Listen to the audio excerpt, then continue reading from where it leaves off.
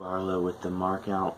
And this week I wanted to do something special. I wanted to take you on a journey with me way back about was year 2003.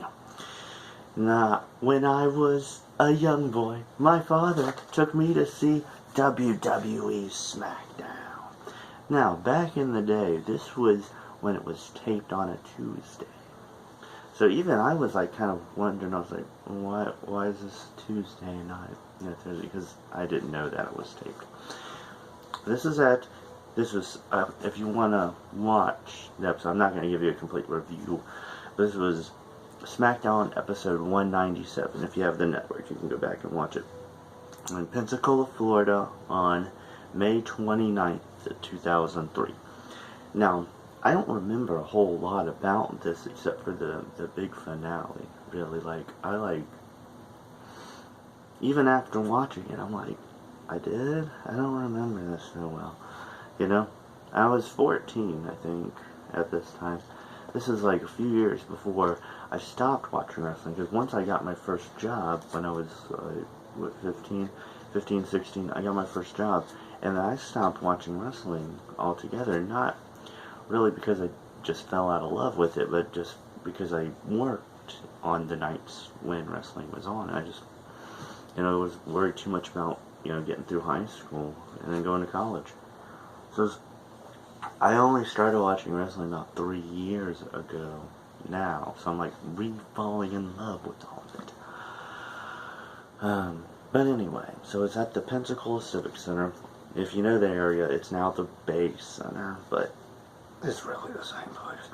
So I went with my father. It was for my birthday present because my birthday is May 24th. It's coming up, by the way. So I had brought an American flag because the big thing right there was Hulk Hogan was Mr. America. So I wanted to bring my flag. But apparently it had a tip on it, and people thought it was a weapon. The security wouldn't let me bring it in. So my father, actually being the wise man he was, ripped the flag off the pole, and we threw the pole away, and I got to bring in the flag, so I could still wave it around and stuff, So it was very cool. Where we were sitting right, not right behind the commentary desk, but up there. We actually got moved, and I still don't know. I was trying to figure this out over the past week.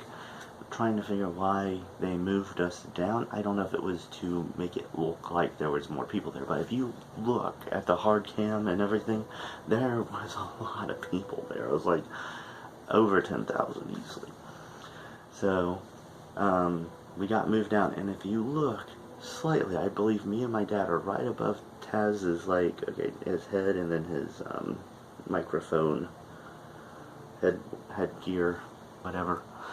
I believe, but we're so small, it's really hard to make out. So, well, pretty much that's what this episode of Smackdown was all about, was Mr. America and the lie detector test, if you remember that. It's a very funny segment if you go back and watch it. It had me in stitches the other day. And it was Zach, what was it? Not Zach Efron. Oh, Zach Gowen. My handwriting's not the best. So Zach Gowen stuff, the one-legged wrestler, if you remember him.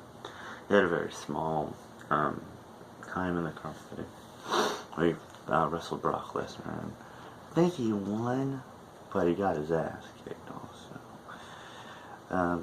But like I said, I really don't remember too much about this except for after taping. Apparently, I guess it was for Kishi's birthday, or it was somebody's birthday. And so somebody got caked, and then of course Rikishi did the stink face, and everybody cheered and stuff. So, I mean, it was a great experience, I know that much. Just like they say, the electricity.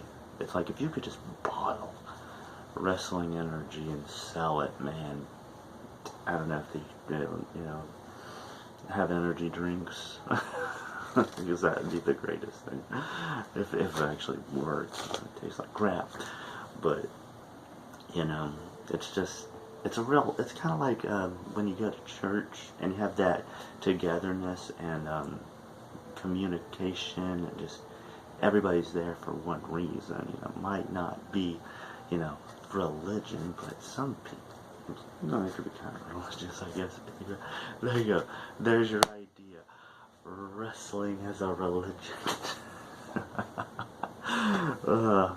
But yeah, that's just my story that I had that I've been meaning to talk about it, but I keep forgetting and putting it off. So I had to actually, this was my second time going back and re-watching it this year.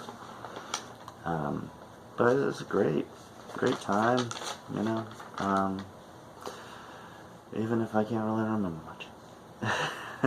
But apparently, I got to see Undertaker, Biker Taker, tagging with, don't tell anybody, Brock Lesnar, yeah, and then they were facing FBI and The Big Show, because I guess it was going to be some feud coming up.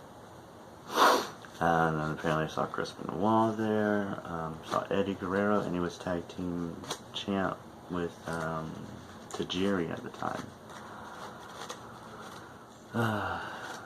Wild stuff.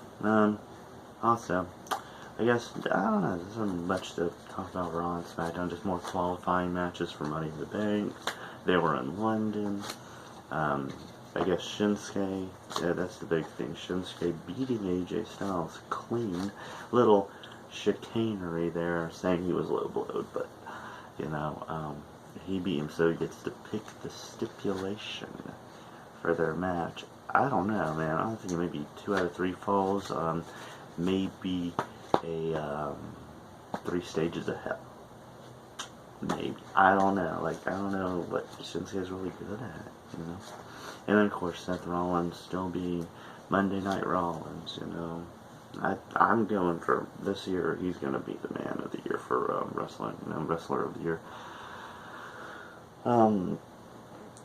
What else really big? Oh, the B team. The B team.